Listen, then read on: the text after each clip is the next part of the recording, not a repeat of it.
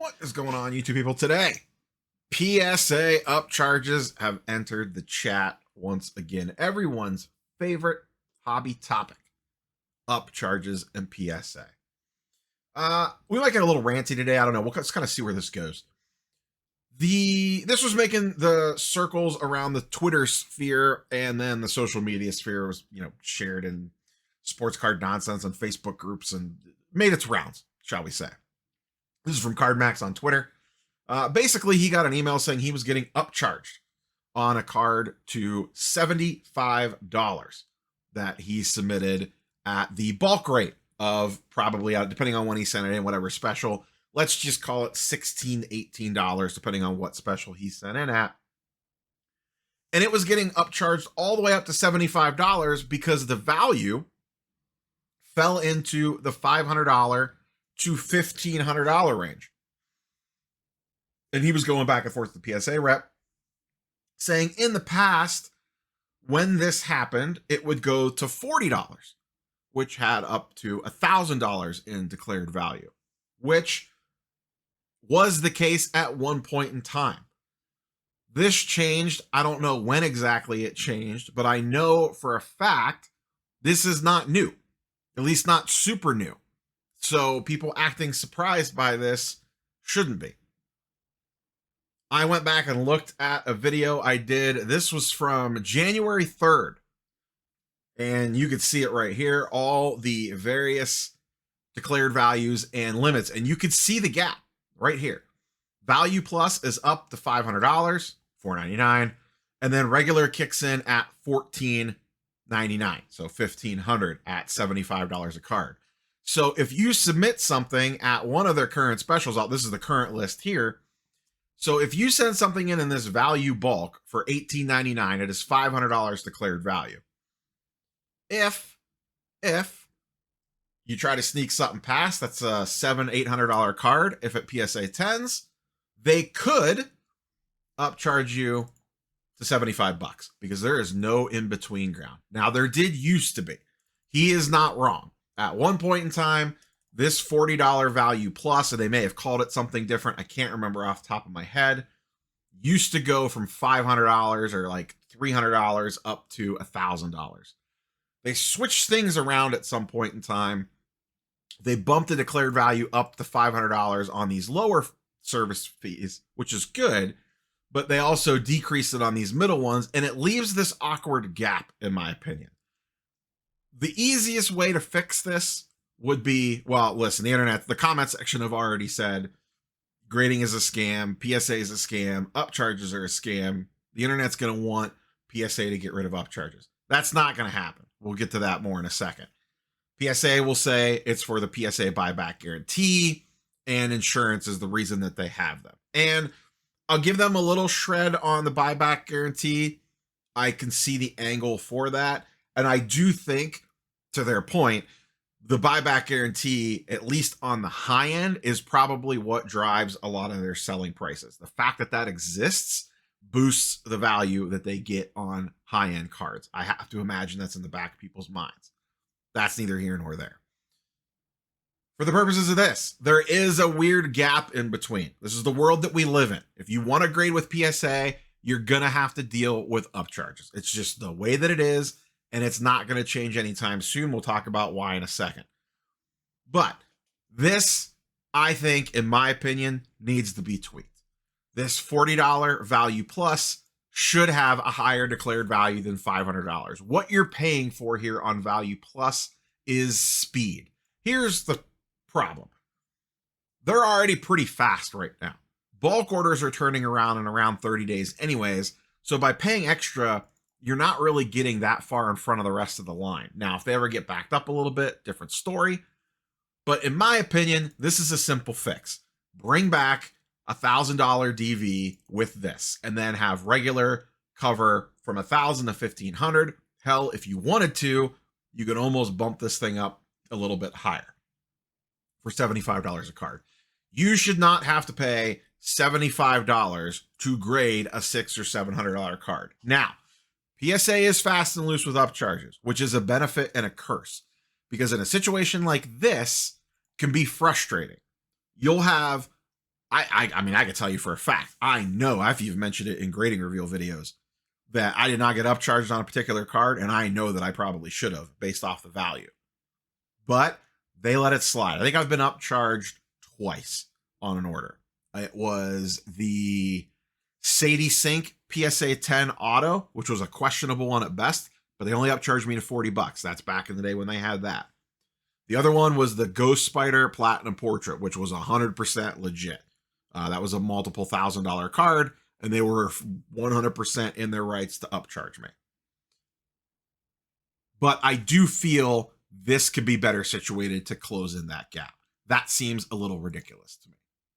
So now let's get into why upcharges aren't going away.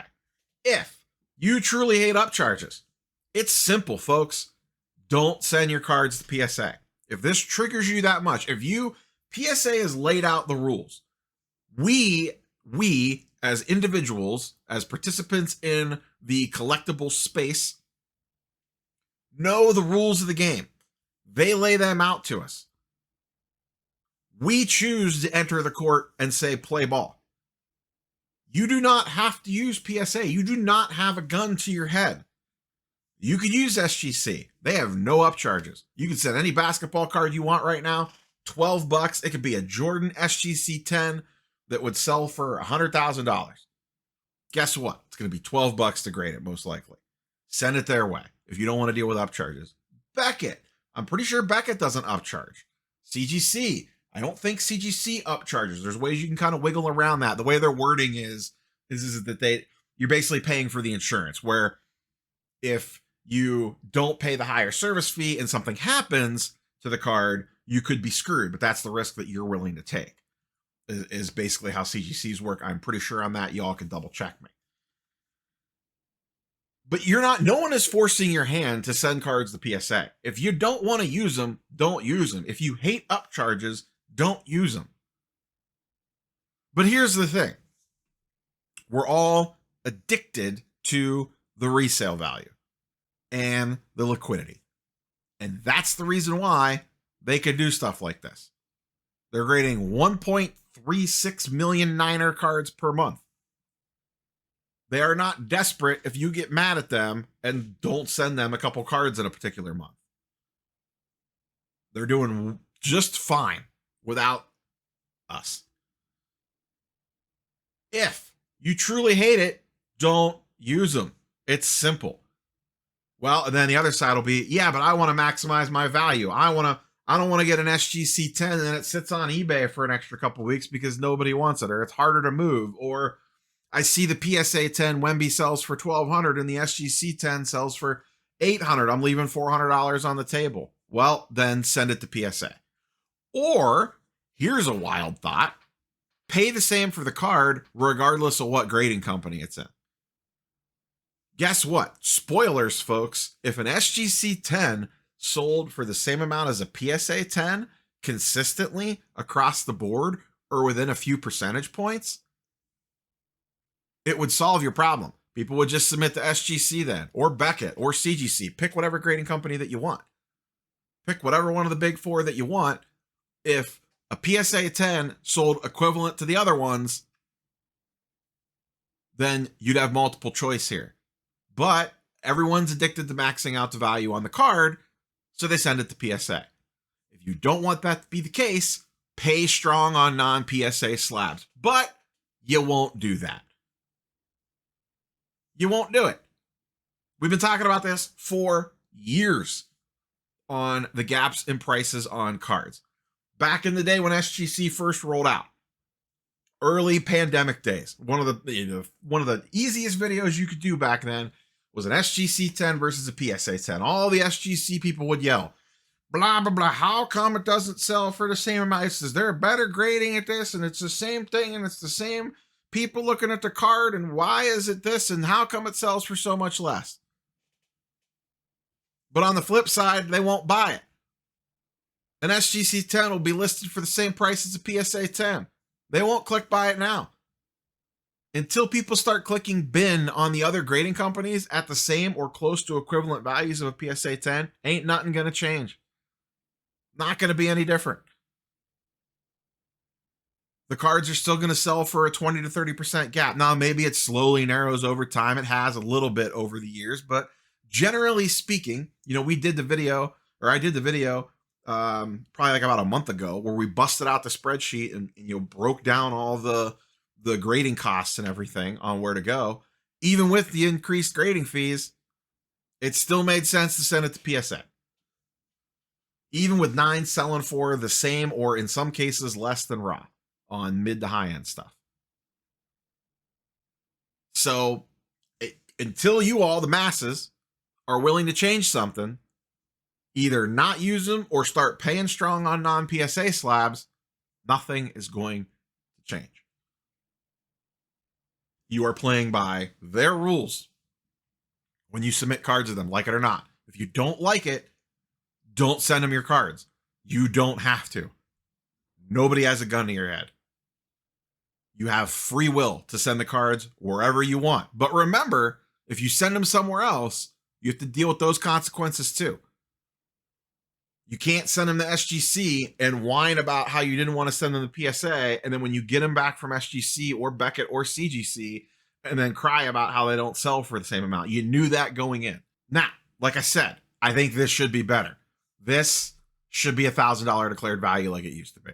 This is kind of BS, in my opinion, that this is only $500, that you could get upcharged from $18 for a card up to $75. So they're going to hit you for an extra, what is that? Like $60, $58 or whatever it is, $55, somewhere around in there, depending on it kind of varies depending on what special you're talking about. But let's just call it $60. Keep the math simple. I think that is way too wide of a gap. You need something in between. You know what? If I send an $800 card in and I try to sneak it through bulk and you guys upcharge me on a PSA 10 to $40, fair play. I knew the rules when I submitted. I knew that there was a chance that could happen. Fair. You want to bump me up to 40? That feels pretty okay. Going from 20 to 40 on an $800 to $900 card, I won't be happy about it, but I'll eat it. Because why? Because it's going to sell for more. So I do think that is something that they can improve on there, is bring back that $1,000 declared value on the $40 level. That seems a little off to me. But it's not new. It's been around for at least 6 months. It's been like this. If you don't like the rules, don't play. It's that simple. You have choices. We have 4 very legitimate grading companies: PSA, Beckett, CGC, and SGC. Use any one of the 4, in my opinion. I still do not like the idea of the upstarts. I am not trusting them with my cards. I'll use any one of the big 4. They all have their niche case to use them for. Now, some people use them for everything. Perfectly fine.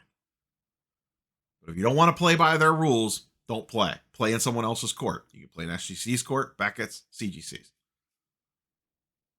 But know what that means on the other side of it. And like I said, that's a different conversation. If you want that to change, then stop putting the huge premium on PSA 10s. I don't think that's going to change. Been talking about it for 4 years now. Narrowed a little bit, but I don't see it changing anytime soon. And hell, Collectors owns the number 1 competition to PSA. The number 1 competition to PSA is SGC.